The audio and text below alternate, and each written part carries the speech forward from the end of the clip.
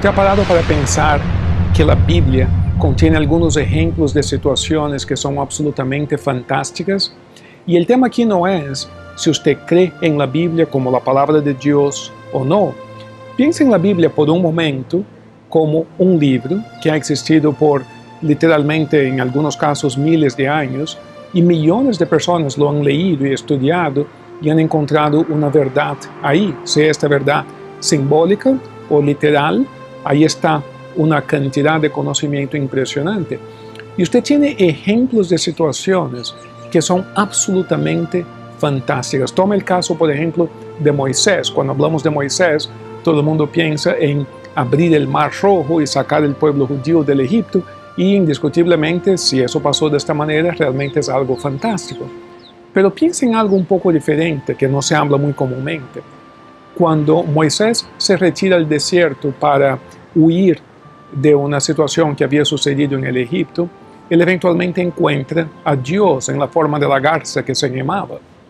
Y Dios le manda a hacer una misión, que era sacar al pueblo judío del Egipto. Moisés le dice a Dios que no puede hacer el trabajo porque le faltan algunas condiciones, pero el tema es que Dios le enseña trucos de magia para impresionar al faraón, para que el faraón sepa que Dios mismo había sido quien había mandado a Moisés.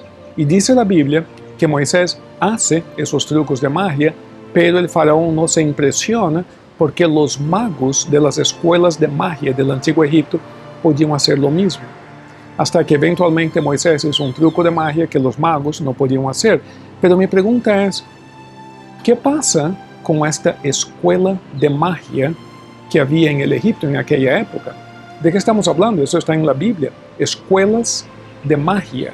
O sea, a donde los faraones tenían acceso a magos que tenían conocimiento de magia. Está en la misma Biblia, ¿verdad? Luego tenemos el caso del profeta Elías, porque la Biblia está llena de profetas en el Antiguo Testamento y decimos que esos profetas son personas que sencillamente son apuntadas por Dios porque ellos nacen profetas o por algún motivo. Sin embargo, Elías en el Monte Carmelo funda una escuela para profetas, lo cual quiere decir que los profetas pueden aprender a ser profetas o personas pueden aprender a ser profetas. No necesariamente uno tiene que nacer profeta, sino que uno puede aprender el arte de la profecía. Y no digo profecía en el sentido de adivinar el futuro. Eso es la parte menos importante de la profecía. La parte importante de la profecía es conocerte a ti mismo. Ahora, tú tienes el caso de José en la misma Biblia. Cuando el rey tiene un sueño que ninguno de sus magos o astrólogos puede interpretar, le mandan a buscar a José en la cárcel. Y José viene y el rey le dice, mira, me hace falta que tú me interpretes un sueño, pero no te voy a decir cuál es el sueño. Así que tú me dices el sueño y tú me lo interpretas y te dejo libre. José le contesta, Señor, nadie puede hacer eso, pero mi Dios sí. Así que dame un día, yo regreso mañana y te cuento cuál fue tu sueño. José se va, regresa y dice, tú soñaste el famoso sueño de las 7 vacas gordas y las 7 vacas delgadas, etcétera, etcétera, etcétera. Y lo interpreta y dice que es lo que va a pasar en el Egipto, y con eso el rey le hace el segundo en comando del Egipto. Y mi pregunta para ti es la siguiente.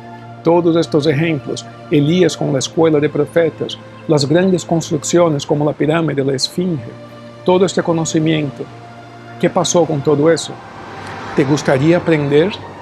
¿Te gustaría ser uno más en este linaje maravilloso de profetas, de místicos, de conocedores de la gran verdad?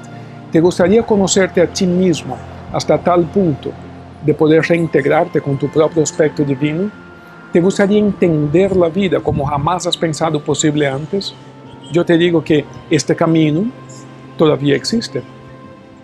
Y de eso tratan esas clases de misticismo avanzado.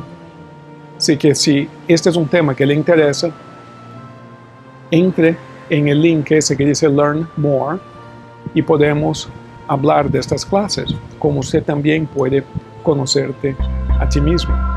Bendiciones.